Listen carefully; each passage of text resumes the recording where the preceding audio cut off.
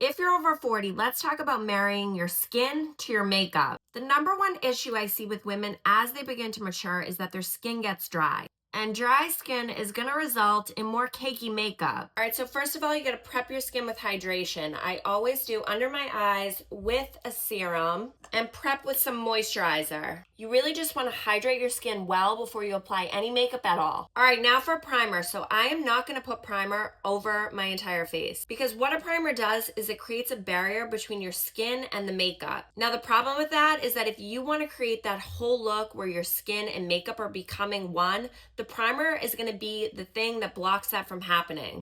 So I'm going to use primer, but I'm going to be very specific about where I put it, and I'm not going to use a lot of it. I'm going to put this in the spots that I really need it. That's going to be a little different for everyone based on your skin type. So what I'm doing is I'm taking a little bit of this and just putting it in my T-zone, and I'm really pressing it into my skin. I'm avoiding this outer perimeter because I don't want the makeup there to sit on the surface. Here I need a little bit more coverage. That's why I'm putting the primer first. And now I'm taking my foundation. I'm using this one by NARS, and what I'm gonna do is put a couple of pumps in the palm of my hand. Some people use the back of their hand. I prefer the palm because that's where you're gonna get a little bit more warmth. Now the warmth from your palm is just gonna break it up and make it more blendable. I'm coming in and I'm just starting in this T-zone area.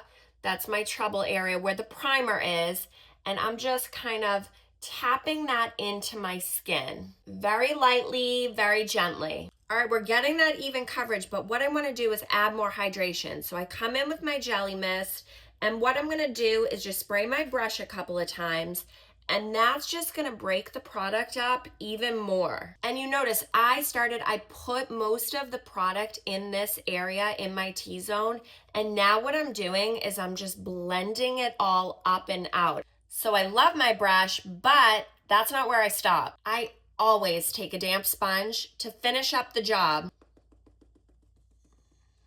I have always been somebody that blends with a sponge. I find that a damp sponge is the best way to get the best blend. Your fingers are good, but they're only gonna do so much. They kind of provide that warmth that you need to kind of press it into the skin.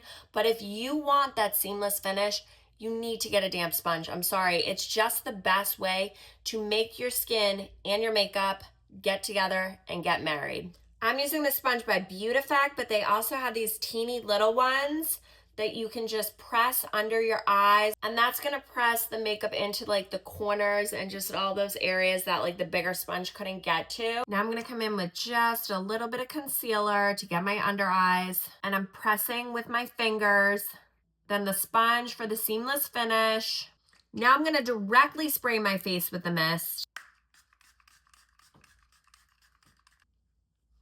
and press that hydration in. The only place I'm going to apply a translucent loose powder is right here where my pores are a little large. Taking the teeniest amount on my sponge, I am just gonna press right in here because that area, it's gonna get a little bit shiny, and that's it. This is Skin Married to Makeup 101.